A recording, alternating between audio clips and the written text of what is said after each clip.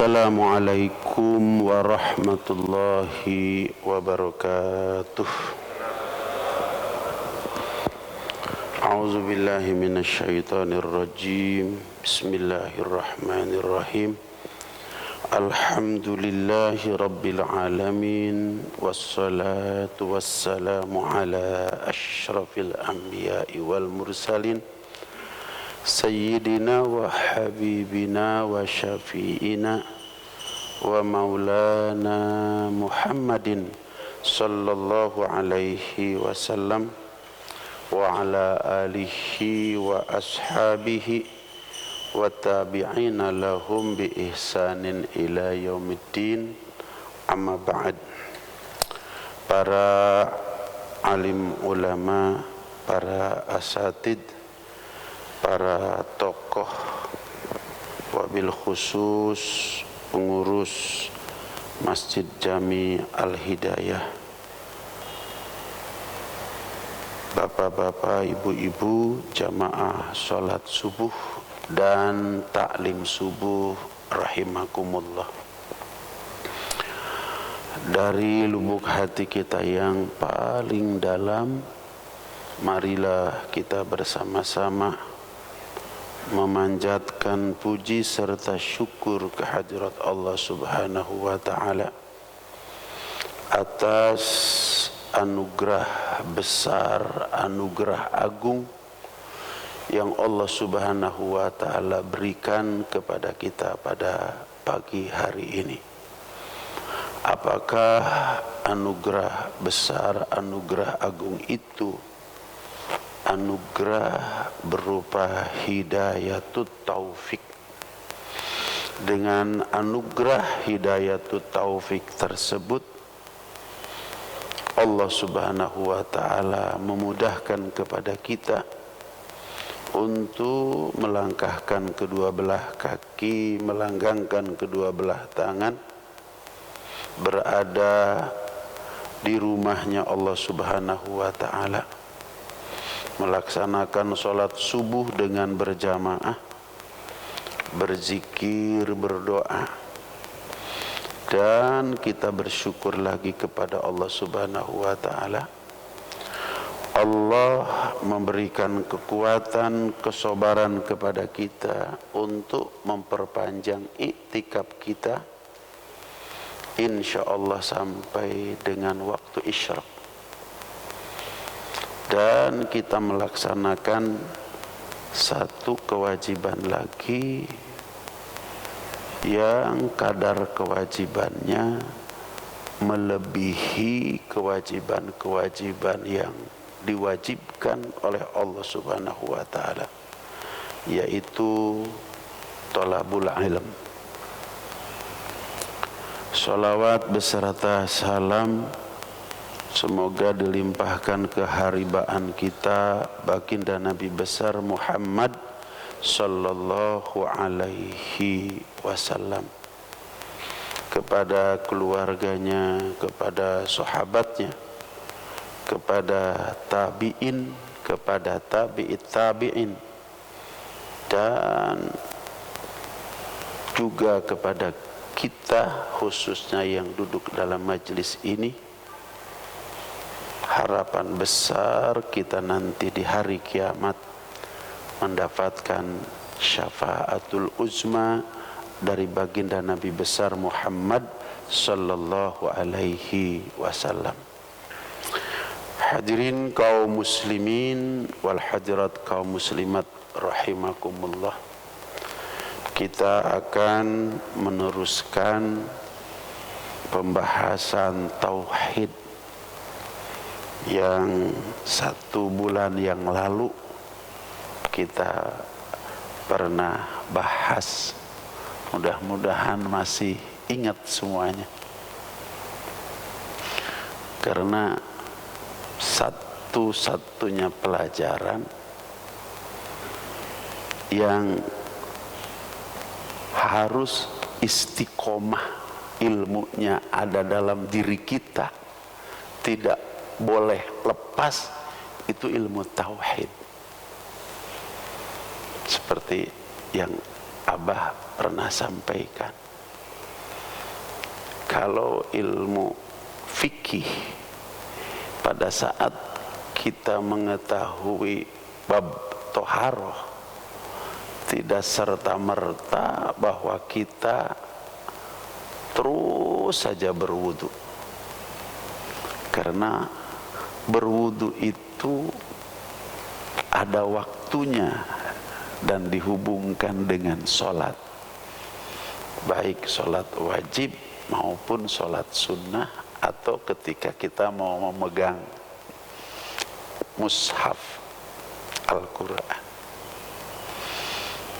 Demikian ketika kita mengetahui ilmu sholat, setelah tahu tidak terus menerus harus sholat, karena sholat ada waktunya.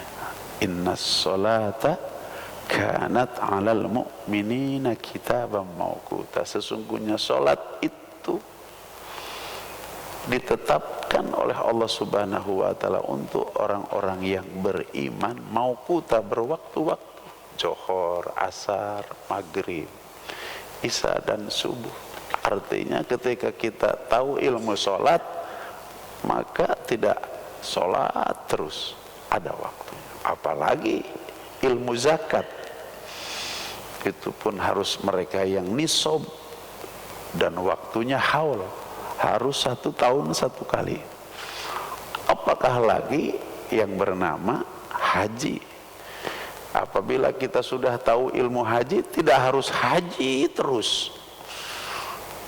Kewajiban haji itu hanya seumur hidup 1 kali. Itu pun kepada mereka yang istitoah. Kalau tidak istitoah, tidak mampu, kita tergolong menjadi orang fakir, orang miskin, sehingga tidak ada kemampuan, kemudian tenaga juga tidak ada kekuatan. Cukup dengan sholat Jumat, karena al-Jum'atu hijjul fuqara wal masakin. Karena Jumat itu hajinya orang-orang fakir dan orang-orang miskin yang tidak memiliki kemampuan ke sana. Sedangkan ilmu tauhid, pada saat tahu, pada saat itu ilmu harus ada dalam dirinya sampai akhir hayat, tidak boleh lepas. Oleh karenanya berbeda belajar ilmu tauhid dengan belajar ilmu-ilmu yang lain. Ilmu yang harus bersama, ilmu yang harus melekat, ilmu yang harus menjadi satu milik, seperti mata dengan penglihatannya, seperti telinga dengan pendengarannya, seperti lidah dengan rasanya. Itu yang disebut dengan ilmu tauhid. Kemarin kita membahas sifat yang pertama dari sifat-sifat yang wajib kita ketahui dan kita yakini, kita imani, kita makrifati dari 20 sifat yang wajib pada Allah Subhanahu wa ta'ala. Yaitu yang pertama adalah sifat wujud. Perhatikan baik-baik.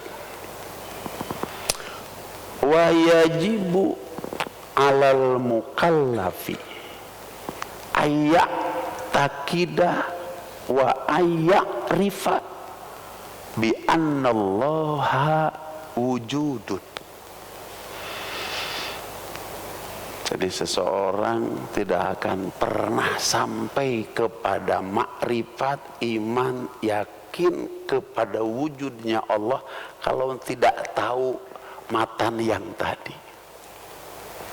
Makanya perhatikan baik-baik. Wajibu dan wajib alal mukallafi, kepada orang mukallaf. Siapa mukallaf itu? Mukallaf itu yang pertama adalah Islam.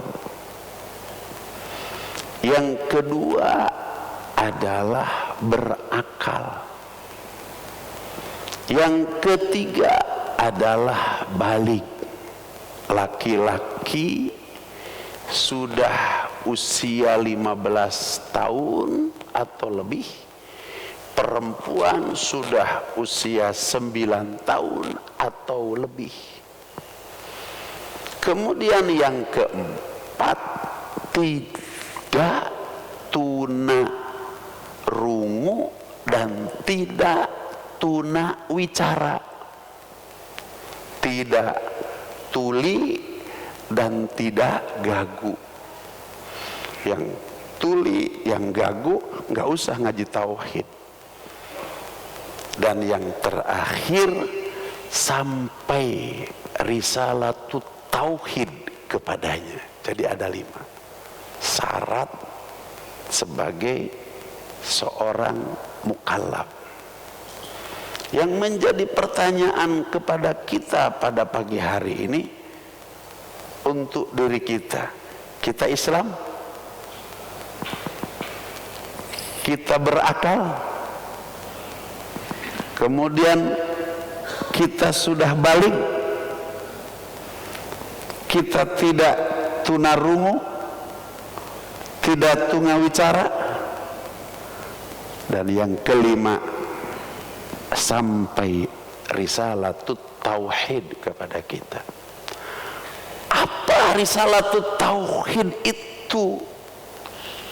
Risalatut tauhid yang kita pelajari pada pagi hari ini adalah tentang iman, yakin, makrifat kita kepada sifat wujudnya Allah Subhanahu wa ta'ala, yang redaksinya untuk menuntun kita sampai kepada kita bisa meyakini, mengimani dan memakrifati sifat wujudnya Allah Subhanahu wa ta'ala, yang tadi bacaannya wayajibu alal mukallafi ayyak takida wa ayyak rifa bi annallaha wujudun.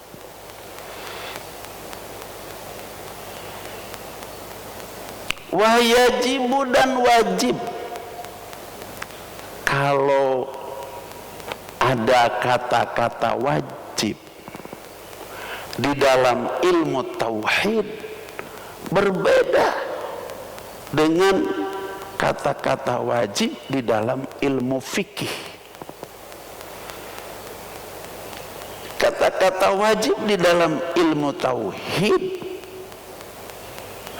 yang pertama adalah wajib, di situ adalah wajib indal akli, wajib menurut akal. Yang kedua, wajib menurut syara.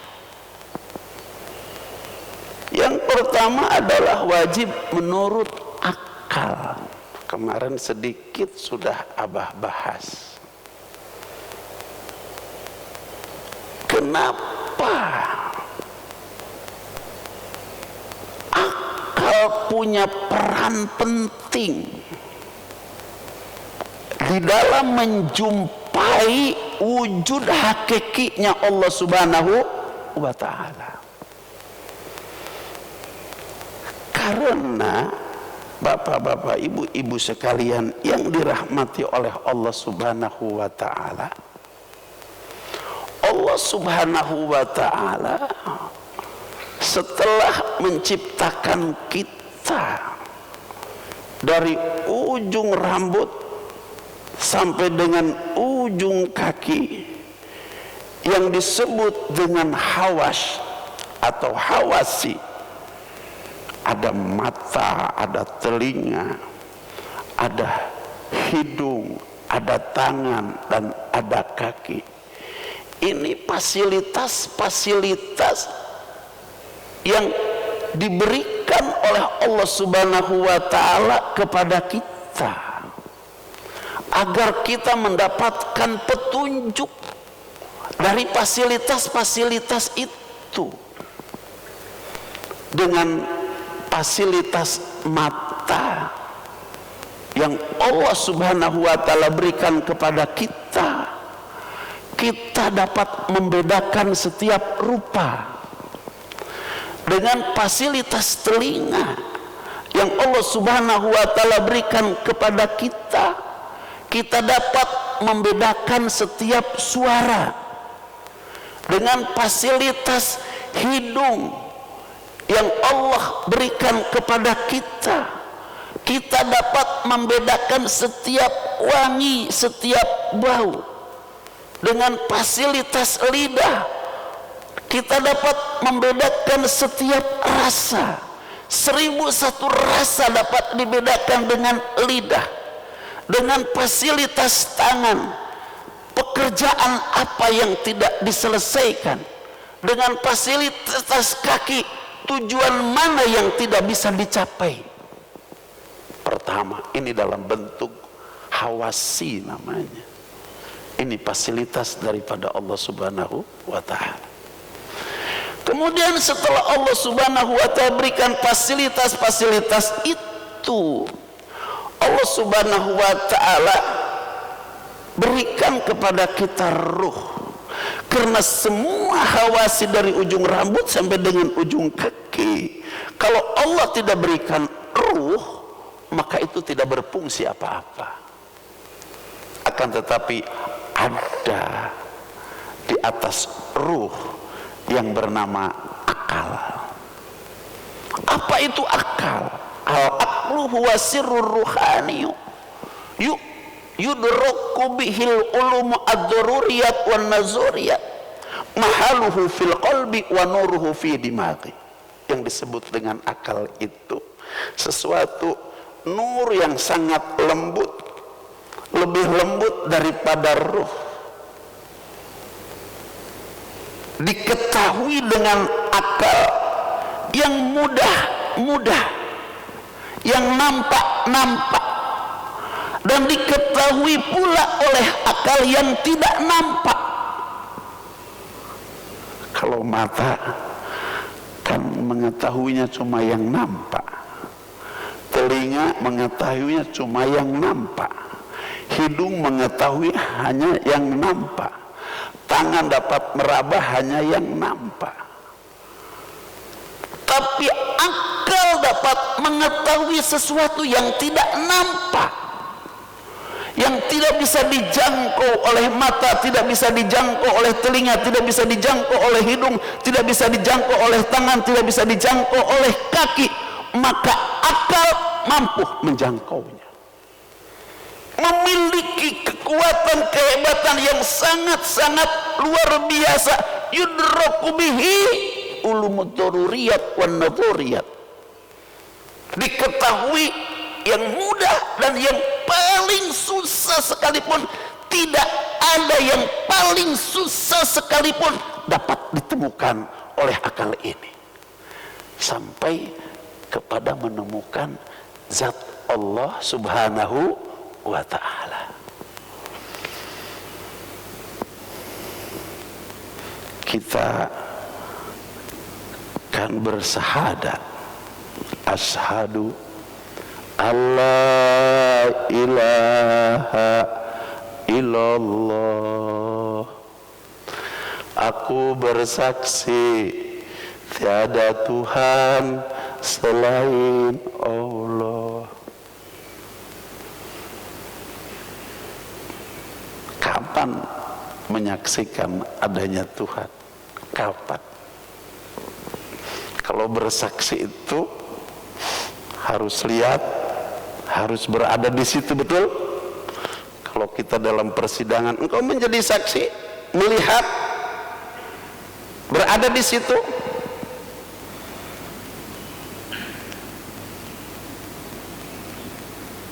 Sementara kita bersyahadat kepada Allah Subhanahu wa Ta'ala, asyhadu an la ilaha illallah. Kapan kita melihat Allah?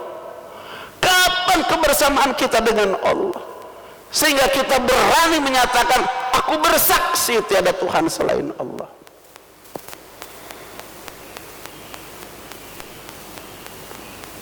Ini bukan hasil mata, karena mata tidak mampu menembus kepada Allah.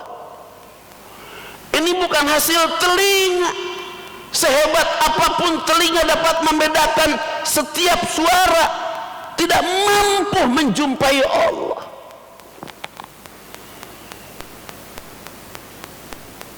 Tapi yang tembus sampai kepada Allah Subhanahu wa Ta'ala adalah akal kita. Kata akal tidak dapat dimengerti kalau ada alam dunia ini, kalau tidak ada yang menciptakan. Dan pasti yang menciptakan alam dunia ini itu yang namanya Allah. Karena jangankan mencari dalil yang menciptakan seluruh 7 lapis bumi, seluruh 7 lapis langit berdiri tanpa tiap, seluruh bintang-bintang bergantung tanpa benang, matahari terbit di ufuk timur, istiqomah tenggelam di ufuk barat, sebelah sana laut ombaknya berdebur, di dalam laut berbagai macam kekayaan, jutaan spesies ikan. Betul? Di hutan pohon kecil, pohon besar, termasuk kita ada di sini. Jangan itu, Abah sering gambarkan satu rumput kecil yang sudah terpisah dari tangkainya, dibawa ke IPB, Institut Pertanian Bogor, yang ahli di bidang pertanian. Tanya, ini rumput siapa yang bikin? Rektor kumpulin, dekan kumpulin, dosen-dosen kumpulin. Kira-kira ada yang ngaku nggak, Pak? Ada yang ngaku nggak? Rumput yang sudah kering, yang sudah putus dari pohonnya, ini siapa yang bikin? Kira-kira ada yang ngaku nggak? Ada yang ngaku? Pasti tidak ada yang ngaku. Karena secara teori, ini teori menurut ilmu yang ada di IPB,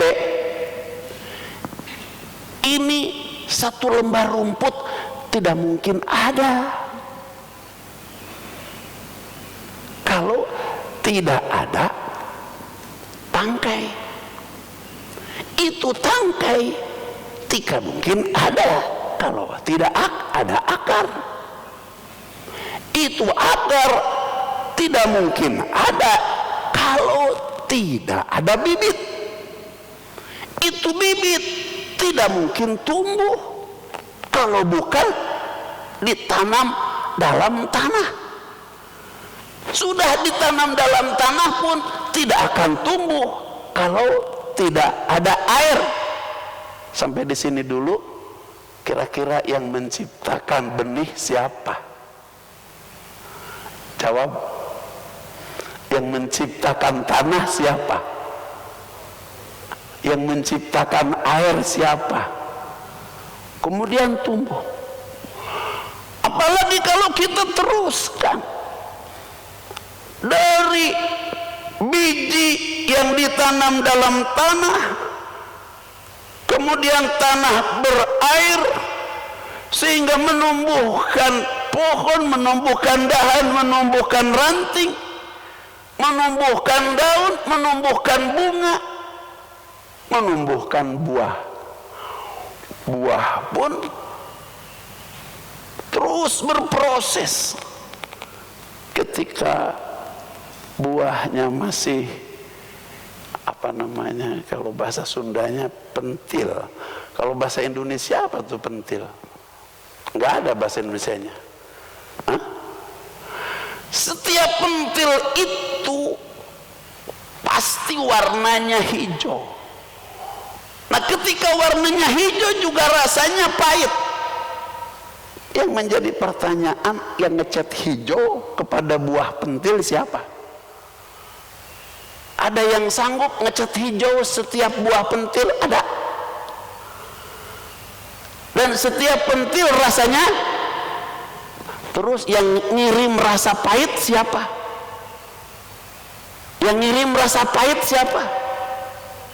Ada satu kekuatan yang ngirim rasa pahit, setiap pentil harus pahit? Ada? Lewat dikit rubah dari hijau ke kuning. Sudah kuning, rasanya pindah dari pahit asam. Yang ngecat warna kuning siapa? Yang merubah rasa pahit kepada rasa asam siapa? Geser lagi menjadi merah. Yang ngecat merah siapa? Warnanya berubah, rasanya berubah menjadi manis.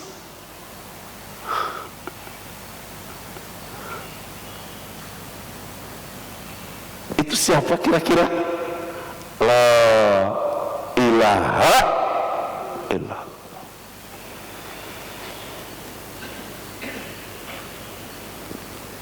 Yang sampai ke situ sehingga kita bisa bertemu dengan zat yang menciptakan semuanya ini, bukan mata, bukan telinga, bukan hidung, bukan lidah, bukan tangan, bukan kaki. Mereka memang istimewa, tapi diberikan keterbatasan oleh Allah. Yang tembus untuk mencapai kepada makrifat kepada Allah Subhanahu wa Ta'ala adalah akal. Ini yang menemukan akal. Dan akal ini punya fungsi luar biasa. Sebulan yang lalu Abah pernah sampaikan bahwa ada sepeda. Itu sepeda itu bisa jadi sepeda itu sehingga didorong dengan tangan, kaki, padahal dia rodanya cuma 2, kemudian tidak jatuh. Ini sentuhan mata, sentuhan telinga, sentuhan lidah, sentuhan kaki, sentuhan tangan. Sentuhan apa kira-kira? Ini sentuhan akal.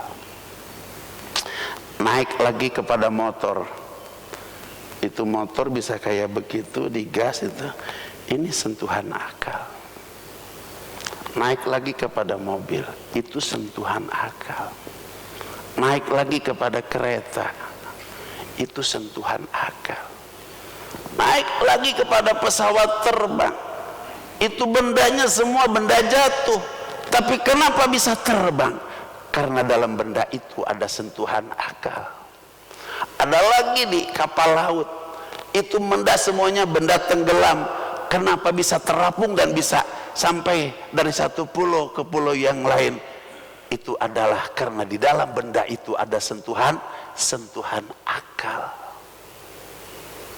Ini masjid bisa terbangun semacam ini, ada sentuhan akal. Itu gedung di sana sentuhan akal, termasuk jalan layang di sana sentuhan akal, sentuhan akal, sentuhan akal semuanya. Tanpa akal tidak ada itu semua. Tapi kata Allah Subhanahu wa Ta'ala, enggak apa-apa, kalian aku kasih akal, gunakan untuk kemanfaatan kalian. Tapi aku menciptakan akal untuk kalian, tujuannya kalian untuk menemui aku, kalian untuk menjumpai aku dengan akal kalian. Wa yajibu alal mukallafi, wajib kepada orang mukallaf yang berakal. Ayya ripa wa ayya takida wa ayya ripa bi annallaha wujudun. Kalau sedikit susah, ini namanya ngaji tauhid. Nggak apa-apa, begitu. Tahu susahnya juga nggak apa-apa. Alhamdulillah.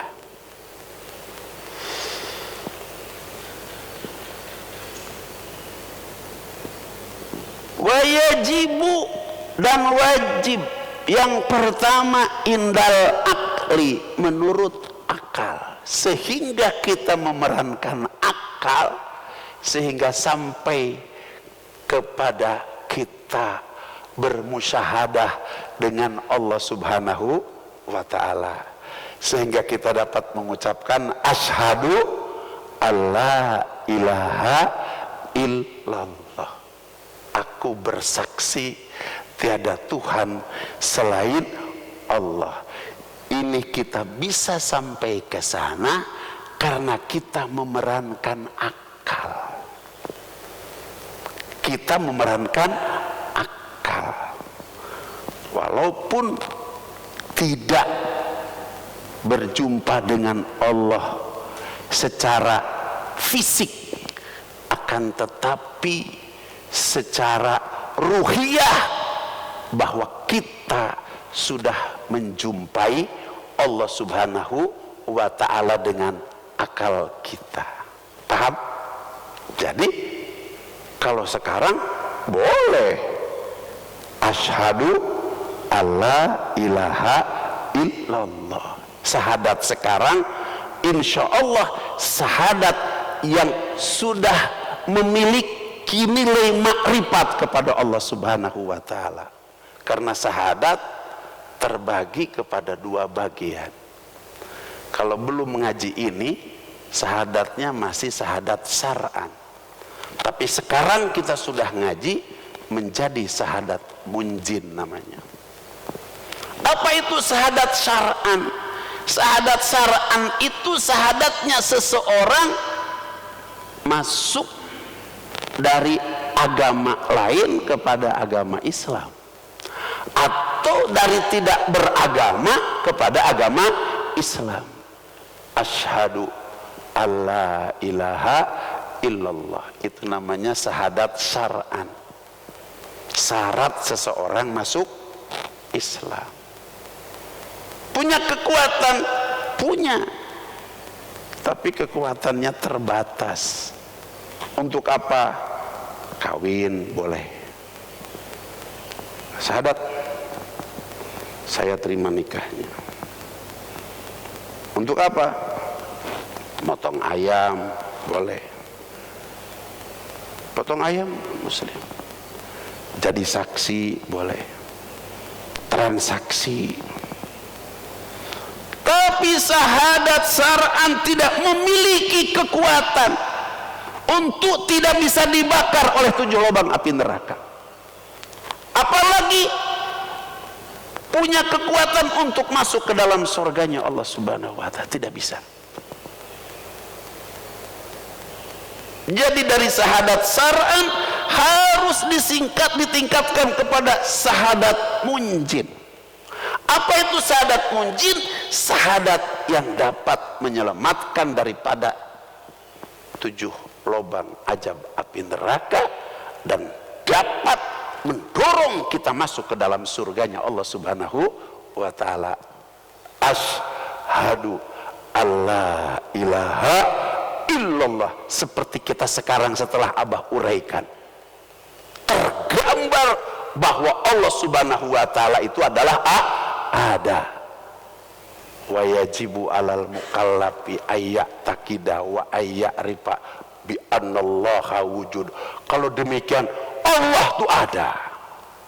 Aku bersaksi dengan temuan akal, yudraku bihi ulumud daruriyat wa naduriyat. Allah itu ada.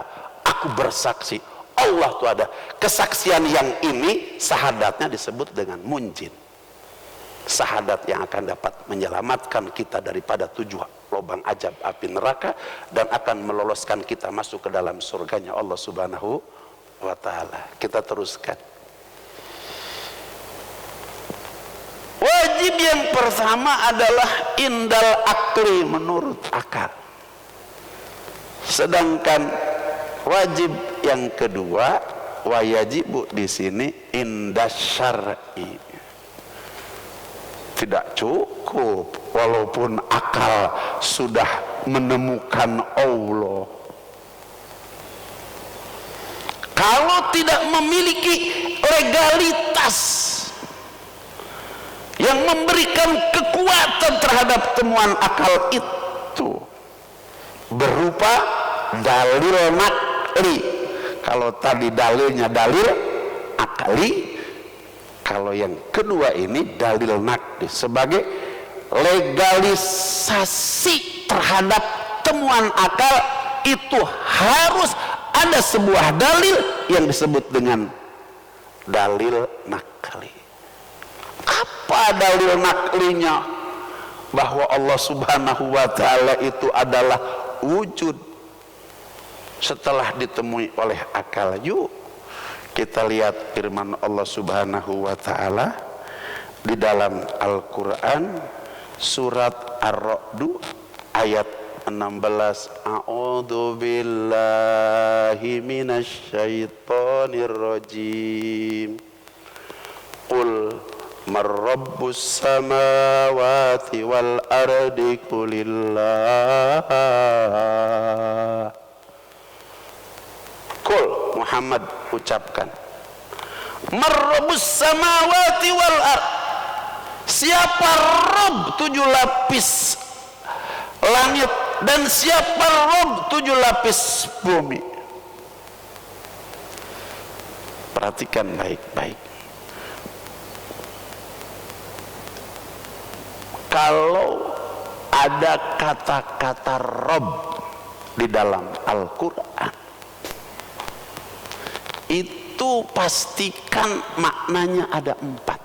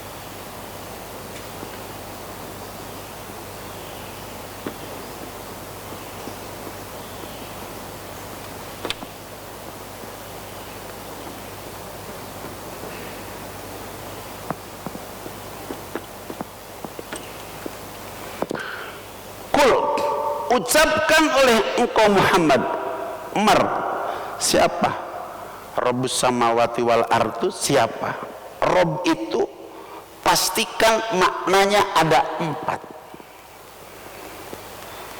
Kul mar Rabbus samawati wal ardu, ucapkan oleh engkau Muhammad, siapa Rabbus samawati wal ardu, siapa Rabb 7 lapis langit dan Rabb 7 lapis bumi, itu siapa?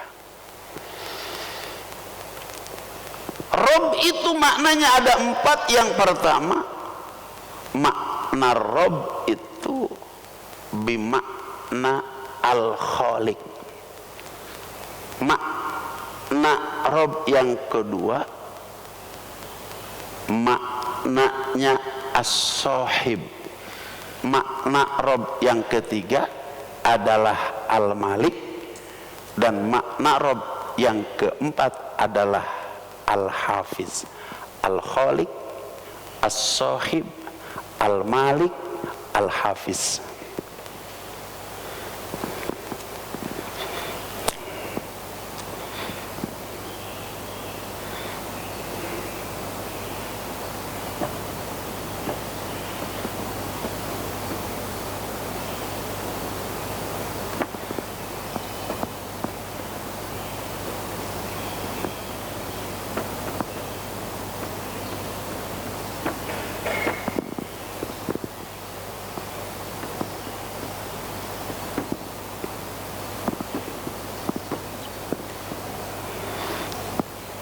Jadi makna Rob kalau kita jumpa dalam Al-Quran pastikan Al-Khaliq, yaitu pencipta, As-Sohib, yaitu pemilik, Al-Malik, yaitu raja, Al-Hafid, yaitu pemelihara. Pencipta apa, pemilik apa, raja apa, dan pemelihara apa? Jawabannya as-samawati wal ar. Pencipta 7 lapis langit, pemilik 7 lapis langit, raja 7 lapis langit, hafid pemelihara 7 lapis langit, dan 7 lapis bumi. Jadi yang menciptakan siapa? Yang memiliki siapa? Yang merajai siapa? Yang memelihara siapa?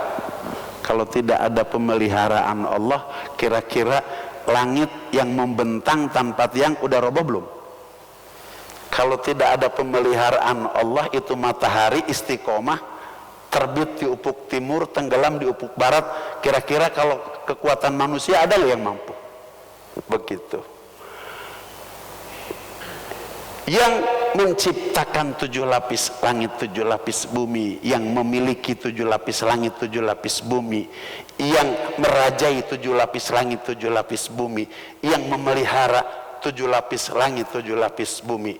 Katakan, kul Allah. Allah. Selesai. Kalau mati sekarang masuk surga kita semua. Ini yang disebut dengan syahadat munjid, syahadat yang dapat menyelamatkan kita di dunia, dikubur, di mahsyar, diba'as, di siratal mustaqim, masuk ke dalam surganya Allah Subhanahu wa ta'ala.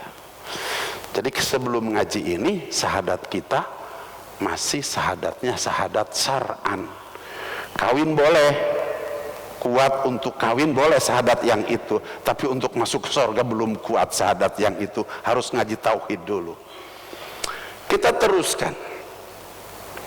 Ayat kita, keyakinan itu harus sampai di mana? Bahwa Allah Subhanahu wa ta'ala memiliki sifat wujud. Bagi orang yang Islam, bagi orang yang berakal, bagi orang yang sudah balik, laki-laki 15 tahun, perempuan 9 tahun, dan dia tidak tunarungu, tidak tunawicara, kemudian sampai risalah kepadanya, ayat takidah harus memiliki iktikad, keyakinan yang 100%. Karena yakin itu dibagi kepada 4 tingkatan. Yang pertama, yakin seseorang yang disebut dengan al-wahmu. Tingkat keyakinan seseorang di angka 25%. Kemudian tingkat keyakinan seseorang yang kedua asyakku. Tingkat keyakinan di angka 50%. Dan yang ketiga adalah tingkat keyakinan seseorang az-zannu di angka 75%. Sedangkan yang terakhir, tingkat yang paling tinggi adalah al-yakin di angka 100%. Jadi di sini ketemunya kata-kata yakin. Yakin? Yakin?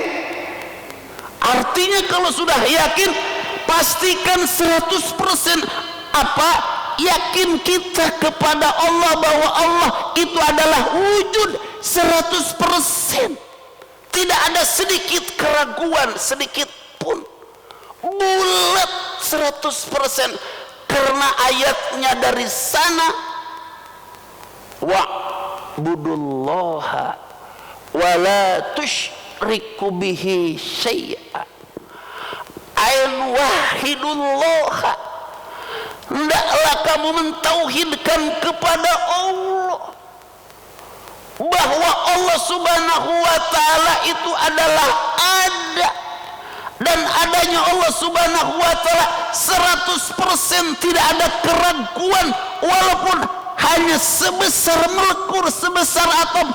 Wala tusyriku bihi, jangan ada sekutu dalam hati kita, ada yakin kepada selain Allah dalam hari kita walaupun sebesar melekul, kurang 100% sebesar melekul. Innallaha la yaghfiru ayyushraka bih, Allah tidak akan mengampuni dosa syirik seseorang. Harus bersih 100%, jangan kurang walaupun sebesar molekul 99,9,9 lagi nggak boleh. Harus ayat takidah, harus yakin di angka 100%. Cukup sampai di situ? Belum, masih wa ayya rifa. Sudah sampai Isra? Belum. Ini agak panjang sedikit. Wa ayya rifa ini begitu. Wa ayya rifa ini maknanya makrifat. Kita kemarin yakin, iman, makrifat. Makrifat itu apa? Makrifat itu ada dasarnya, ada definisinya, ada landasannya. Apa landasan makrifat itu? Jadi kata-kata wa ayyarifa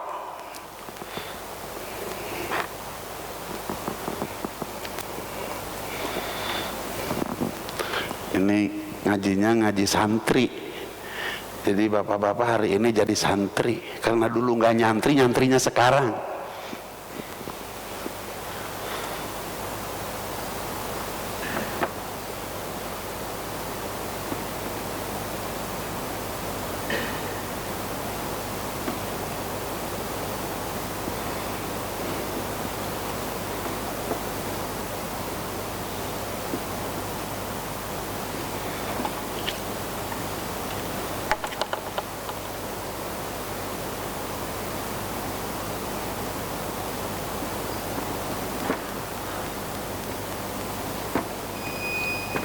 Habis.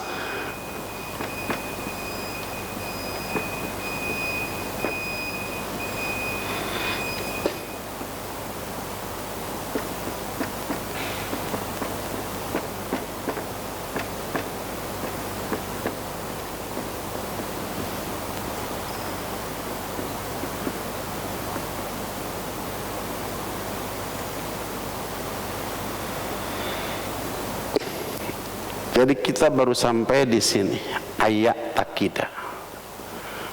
Ini sekarang bahasan wa ayat ripa. Wa ayat ripa itu ada definisinya.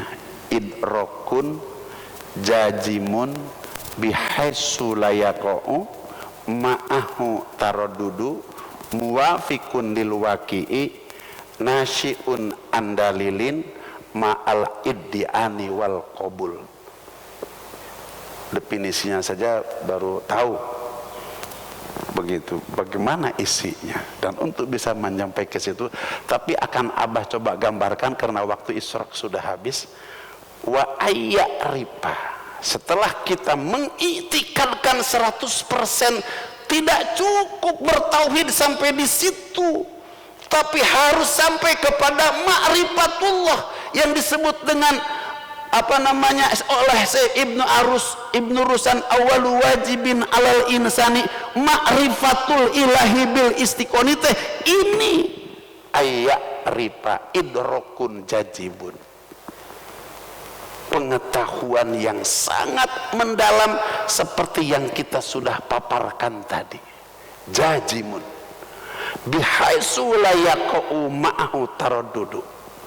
Dengan pengetahuan itu tidak akan pernah bergeser sedikit pun keyakinan kita. Cek orang Sunda tengah denge karena kukuk ngaringkuk karena keleng ngarendeng, tegedag keanginan, teunggut kalinuan. Begitu, ini bahasa Sundanya. Jangankan mau ditempeleng, ada orang membawa brel, keluar kamu dari akidah itu, karena sudah yakin, sudah ma'hu taraddudu, tidak ada keraguan sedikit pun.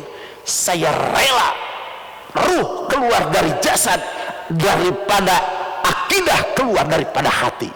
Nah, itu namanya idrokun jazimun bihaitsu la yaqa'u ma'ahu taraddudu. Cukup sampai di situ?